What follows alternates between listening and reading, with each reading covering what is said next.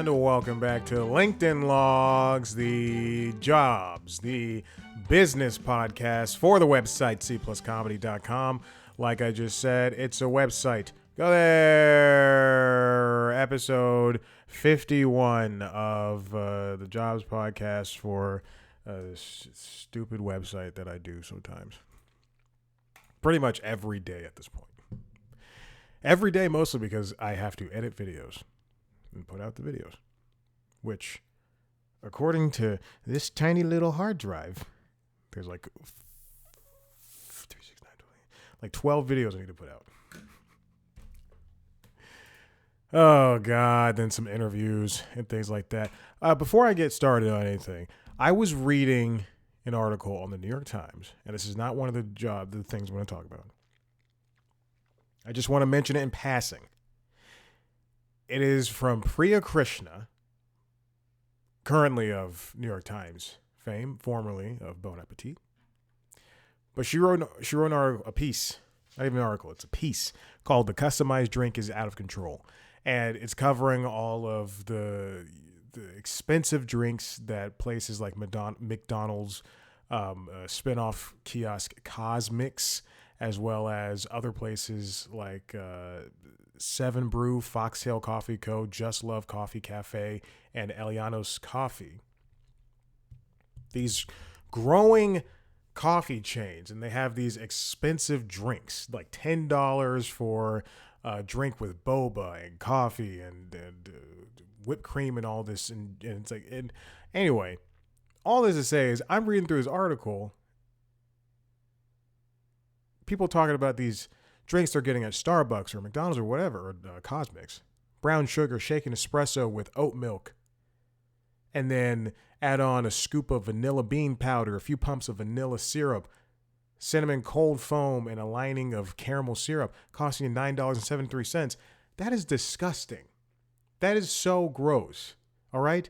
And I'm not saying this because I'm some hipster idiot with a espresso machine and a Chemex and an AeroPress and a pour over kettle and all this coffee equipment.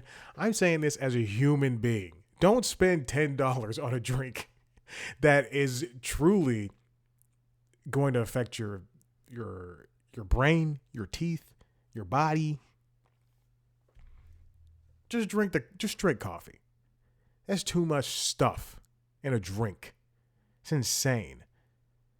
Oh my God. I just like reading through this article, I was so disgusted by these people. Ugh. This is one of the reasons why I don't like TikTok. I don't know what that means. It was because people find these drinks on TikTok. Or wherever they find wherever you get your things at. Episode 51. What's been going on with me in terms of business and job stuff?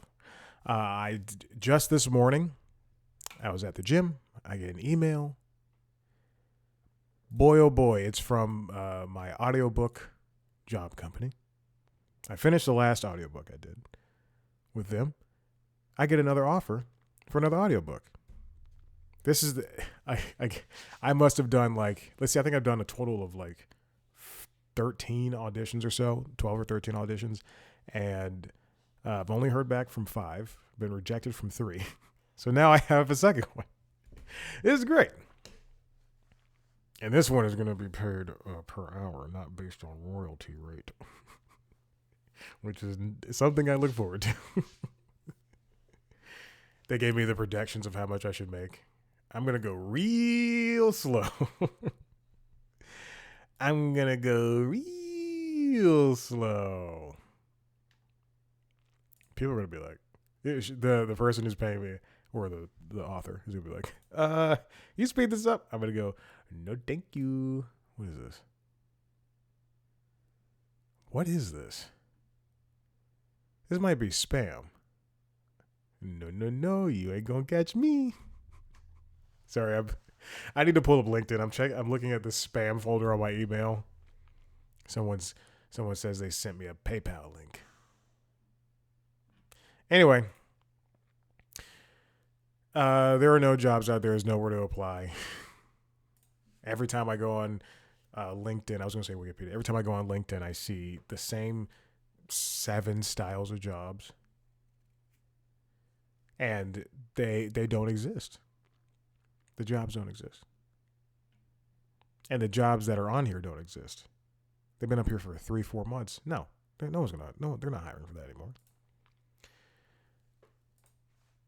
Let's move on. Let's talk about our first story. I have a big issue right now. Hold on. There are okay. There are roughly I'll say it, 4 articles, but there's only 2. There are 4 articles up in my Chrome right now. There's only 2 I need to look at. There's other 2 that I just want to read by myself. Read to myself and just go, huh, interesting. And then relay that same information later. Huh, interesting. Wow, interesting. Okay, let me pull up the window capture, and that's not the one I want to go to. There we go. Yay. Okay. Okay. This one's called Amazon Tells Corporate Workers to Be Back in the Office 5 days a week. And it's written by Karen Weiss and Emma Goldberg. I wish there was a way to, if you're watching the video, I've brought the article up in in the video, but it's just so difficult. Okay, I'll just leave it like that. All right. This is nothing new. In the past couple of months, we've seen companies that once were for working from home, now telling employees to come back in. Google, Apple, just a slew of companies have come out and said, hey, you guys need to come back in minimum 5 days a week. Minimum 5 days. Amazon in 2023 said 3 days a week was the mandate. And now Karen and Emma are writing appears to be the most stringent return to the office decision among big tech companies and could be a harbinger of more to come. This new rule. I don't have no clue why tech companies, Meta was one of them too, why tech companies would want to bring in people into the office, because a big part of working at Facebook, at Google, at Apple, what they were advertising is that, particularly at Google, was that you could work anywhere. You could work anywhere in the world as long as you tuned in during the times that you were supposed to be working. So if you were hired out of San Francisco and you moved to Bangkok, then you'd have to work on San Francisco time. And to see these companies push back and renege on these rules, it only does one thing. It does a lot of things. It makes people not want to work at these companies, because what if I don't live in Seattle anymore and Amazon is saying you need to be you need to be in the office? Well, I don't live in Seattle. I live in San Francisco, or I live in Portland. How am I gonna get up to Seattle 5 days a week? There's got to be exceptions to these things. So it's going to make people not want to work at that company anymore, or in that job, or in that office. And it's not going to make your bottom line any better or bigger. Amazon, which has always operated with tighter rules for its corporate workforce than its peers, is leading the way back to the office. It's not a surprise. Amazon has over the years shunned plush corporate campuses and lavish employee perks common among tech companies, while giving managers attrition targets for how many people should leave their teams. If anything, the last 15 months, we've been back in the office at least 3 days a week, has strengthened our conviction about the benefits, Andy Jassy, Amazon's chief executive, wrote in a memo. Mr. Jassy said in-person collaboration allowed Amazon to move fast and retain its culture, which he said had become particularly hard to maintain as the company grew quickly during the pandemic.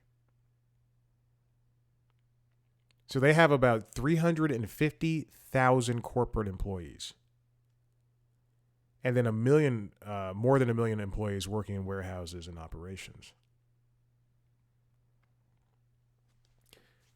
I think this is a bad move. In-person collaboration is as not. I mean, it does as much as people who can sit at home on a phone call, on a video call, on Slack, and say the exact same things.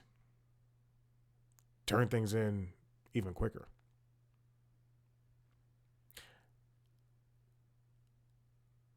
An internal site for Amazon employees, viewed by the New York Times, said that attendance would be monitored by swipes of corporate badges and that employees must return to the office, even if there were not many members of their team in their location.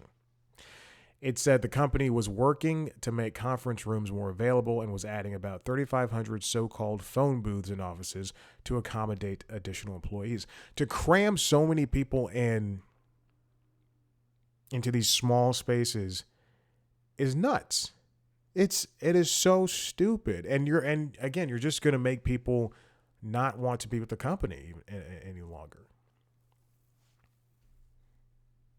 No one's motivated to work like that, to work like rats anymore. The pandemic changed a lot of minds and how people view the world, for the better and for the worse. For the worst, for the worse. I should stop having. I had a latte this morning and I Irished it up a little bit. By Irish it up, I mean I beat my wife. Okay, I'm sorry.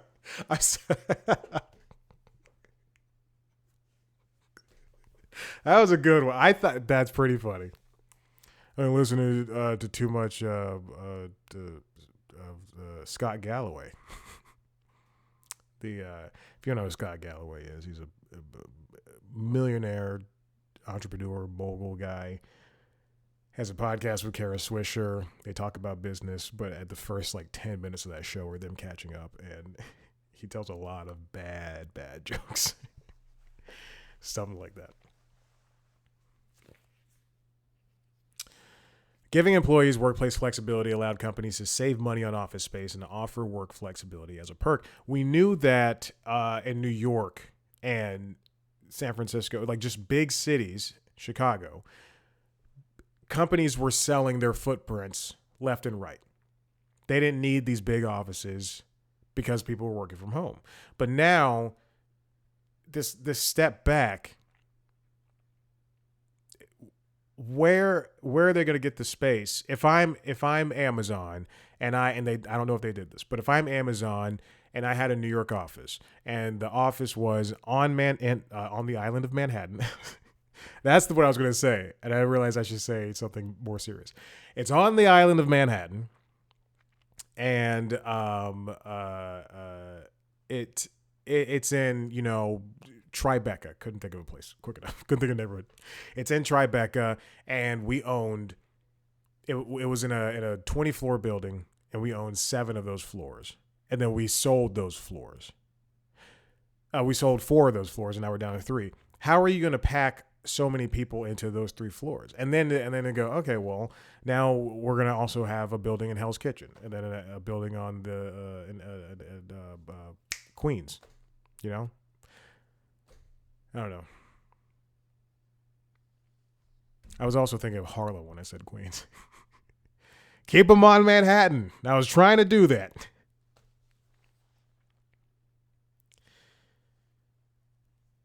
As employers focus on productivity, they also note that outside the office, people have returned entirely to pre-pandemic levels of activity.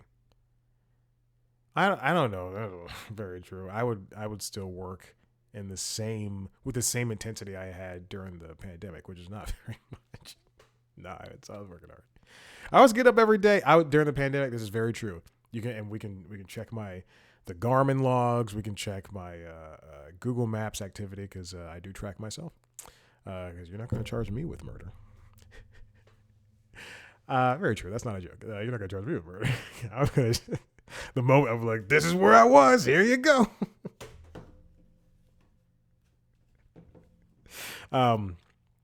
But I was getting up during the pandemic every day, same time as I get up now, 4 a.m. to work out, 5 a.m. then to work out and everything.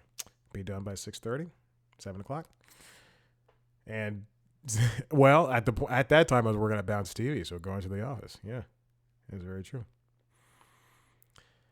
In a February survey of more than 2,600 workers, nearly 40% said they had experienced one or two more changes in company RTO rules. Offices across the country have reached over 50% of pre-pandemic occupancy. The dog just sighed a very big sigh. According to Castle, the workplace security firm, just over a quarter of paid workdays were done from home in August, according to research from Stanford. One of my goals, and this is just such an odd goal for somebody who does not have a full-time job or work traditional hours, but one of my goals is I wouldn't even say it was a goal, but if I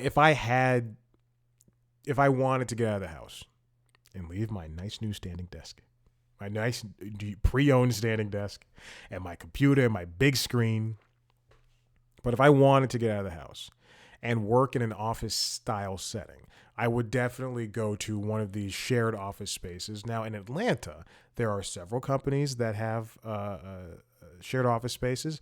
There are several companies of those several companies, there's a few of them which offer sites around the city, Atlanta, Buckhead, in the suburbs.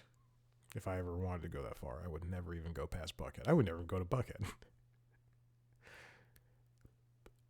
I think it's so great and so lovely. There's one company called Industrious that I would definitely, they're the most expensive. They are hands down the most expensive by hundreds of dollars. There's another one called Switchyards that I like, but they reach capacity often for signups and for locations. You have to sign up for a specific location and then they reach capacity and then, then you're done. You have to wait for people to leave. And then Industrious is just, you pay $400. But you get this big office space. And if you pay the extra $100 fee, so it's $400 total, the extra $100 fee, you can go into any one of the locations around the nation. So it works out if your company is paying for it. Anyway, but that's what I would do. I would do a shared office location like Switchyards, like Industrious, like I believe one's called Alkali, one down the street from me. I don't want to dox myself, but I think those are very interesting. And if they offer amenities from the same thing that companies offers, like free coffee, free snacks, that'd be great. Also in Switchyard, you can't eat lunch inside the place, which is very funny. I think the same thing for Industrious too. I think you can't eat lunch in there.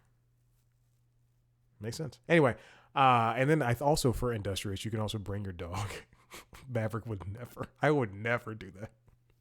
Never in my life would I do that. Even if he's acting good, which today he is. Yesterday?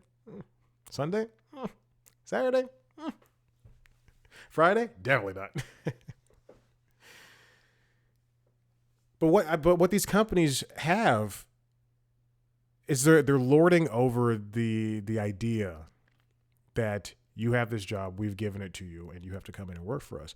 So why don't we meet halfway? If people have to work from home and they've moved from that location, or they quite frankly just don't want to go into a public space that is where everybody's packed like sardines, in the same case, in the same idea that we sold our original building, now we're in a smaller building, but we still expect you to come in. Why don't they just offer stipends to pay for, not even stipends, why don't you just buy them a subscription to WeWork? If I work at Amazon and I moved from Seattle, and I was like, hey, let me go to Atlanta, and there's no Amazon office here, then you should, and you want me to come into the office, then get me a space at WeWork, give me a desk. Give me an office. Give me something. Because you can't just expect people to, and this is happening in January, so they expect this to start happening in January. But it's if enough people say something, then the company will go, hey, you can stay back at 3 days a week.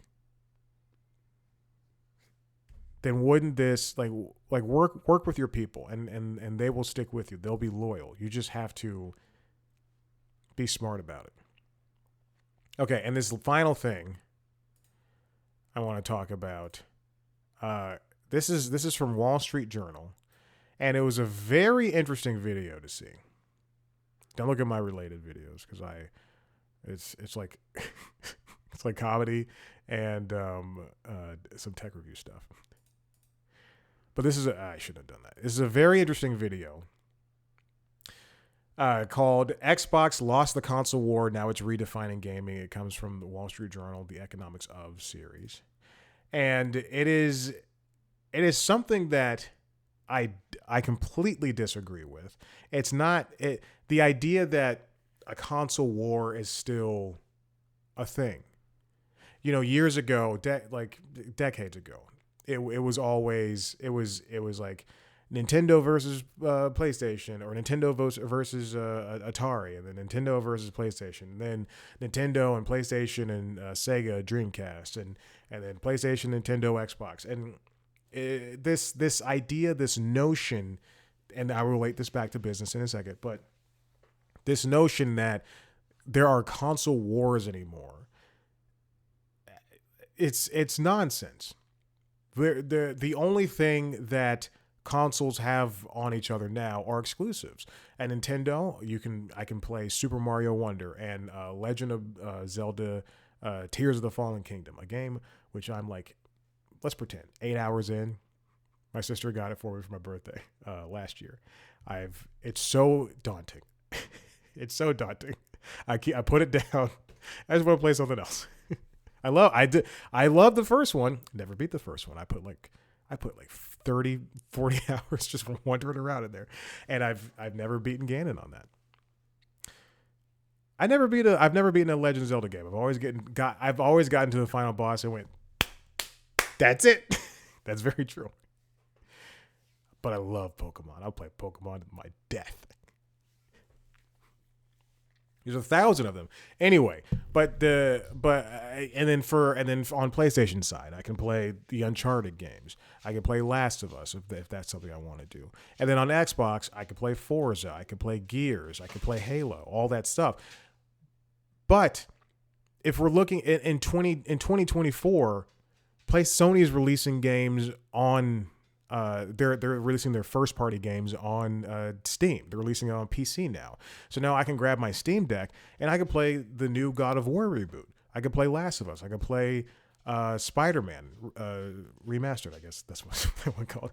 And then same thing for Xbox. Although I have to do a lot of work to get Xbox games to work on the Steam Deck, but I can play games from Game Pass. I can download Forza Horizon 5 from Steam and play it. And I can buy these things and they can work. The only things I can't play are Nintendo games.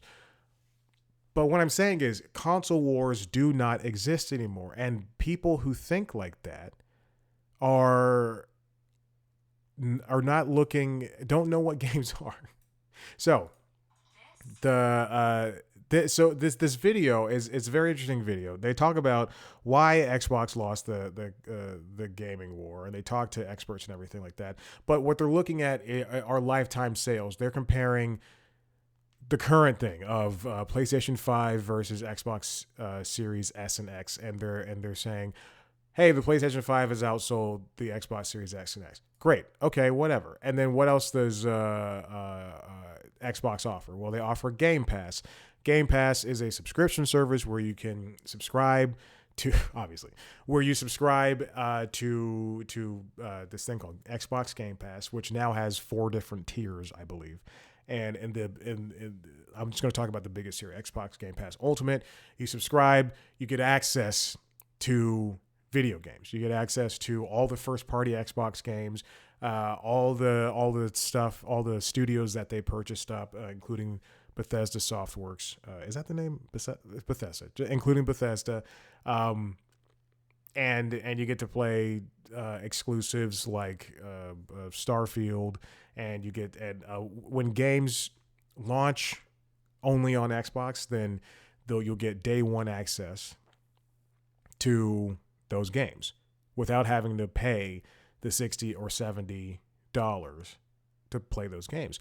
Not every game that releases on Xbox is on Game Pass. They have to set up a deal, whatever. Okay, so the Game Pass subscriptions in this video, they talk about how the subscriptions year over year have gone down slightly.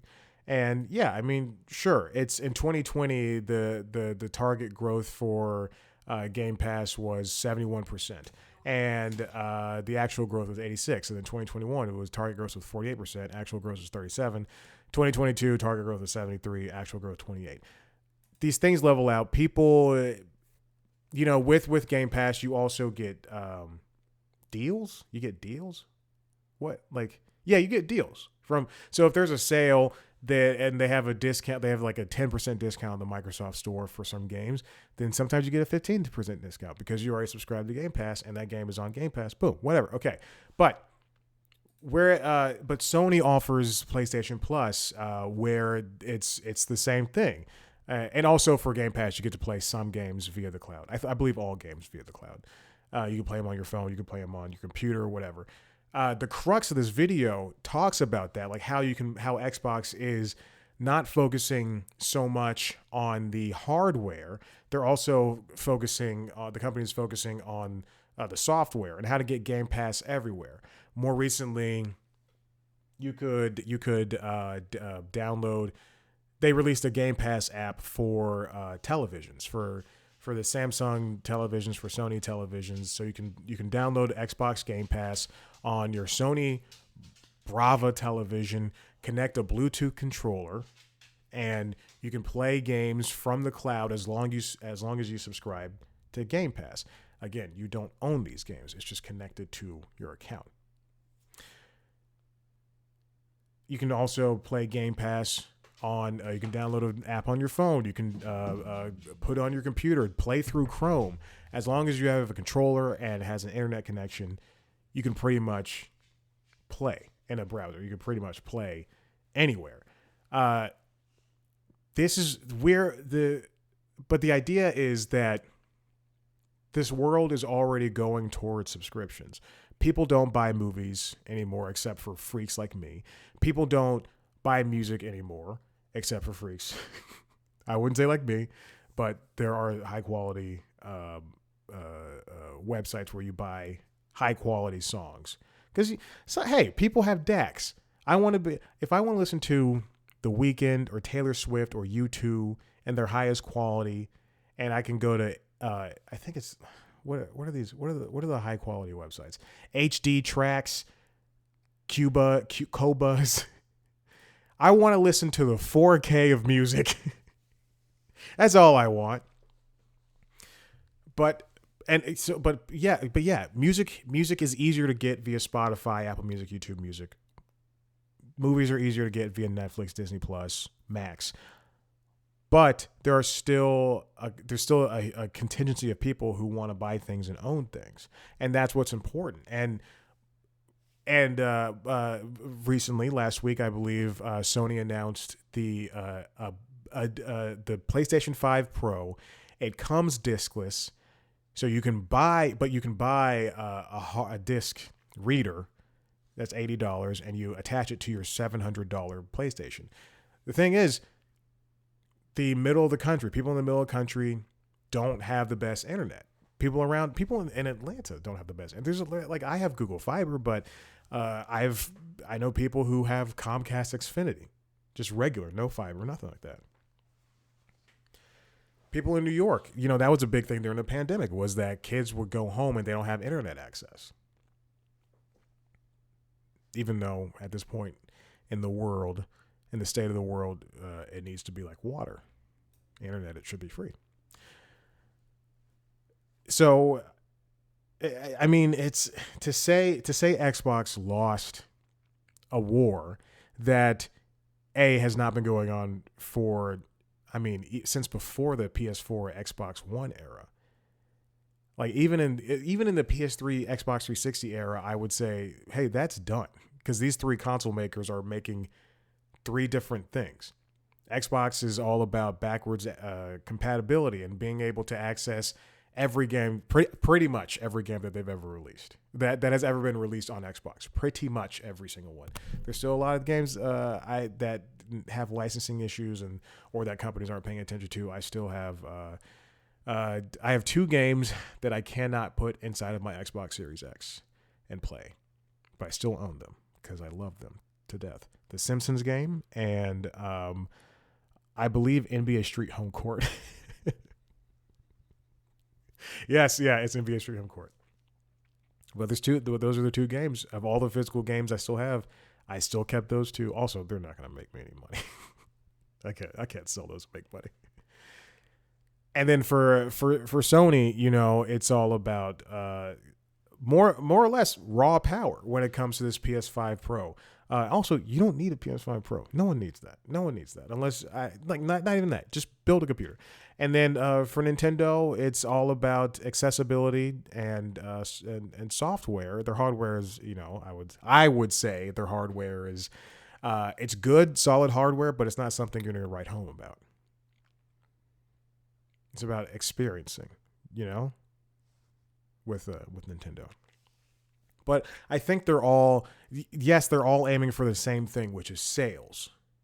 But in a subscription-based world, Microsoft is thinking about software more or less because they don't really their hardware sales aren't doing much. Sony is trying to capture everybody's hearts, but you can only capture stupid people for so long.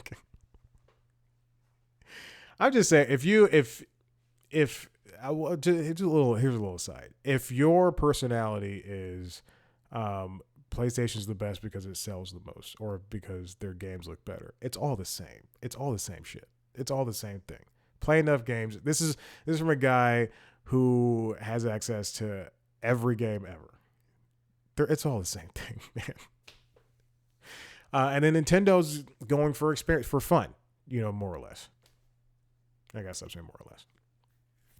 But this whole console war business idea is donezo. We don't need that anymore. The idea of the console war is done. I like, this is like, it's the same thing. I feel as though it's the same thing when I turn on a show on ESPN. I turn on a show on Fox Sports, and it's 4 men going goat, best team ever. Like, you can't have the same conversation over and over again and expect to mine diamonds from it. No, you're gonna the deeper you go, you're gonna get more dirt. We've already passed the diamond mine. I don't know what I'm saying anymore. I know what I'm saying. The better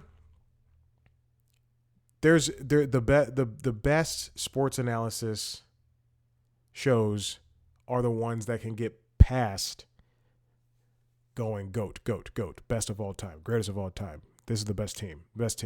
Michael, no one can beat Michael Jordan right now. Like it's like LeBron is better than Michael. Steph's better than LeBron. Like, we can get past those conversations and have more nuanced talks about, okay, what happened with Jason Tatum during the Olympics and how does he feel about that situation? We can have those conversations as opposed to go, best of all time, greatest of all time. And to attribute that back to the business of Microsoft, the business of Sony and Nintendo and PC gaming and just gaming as a whole, is that we can work past, PlayStation has sold the most. PS2 is the highest selling console of all time. Wii is the second highest selling console of all time, and that's what makes them good. No, what makes them good are the experiences that we had with them. We go past the surface level. That being said, I play most of my games on Xbox. Why? This is where that's where I happen to land. I only bought the PS4 for one game, Until Dawn. I loved it. And it came with Uncharted. And I do not like Uncharted 1. I think Uncharted 2 is good. I think Uncharted 3 is good. I finally finished Uncharted 4. Good.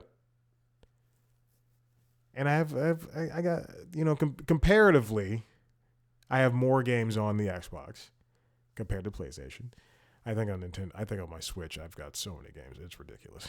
and I do not play the Switch at all. Oh my gosh. Anyway, that's it. That's all I want to talk about. Listen, if you like what you heard here, and I don't know why you would, head to the website, cpluscomedy.com, where you can see me talk to famous people sometimes. If you want to see a video version of this show, head to youtube.com/cpluscomedy. And if you want to see a video version of the other podcasts, the Constitutionals podcast, which is the entertainment business news show, and Late Night Lately, which is the late night show, you can go to there. Subscribe to those podcasts wherever you get your podcasts. Follow us on TikTok, Twitter, Facebook, Instagram @cpluscomedy. Me @ChadBlackwhite. Thank you so much. Bye.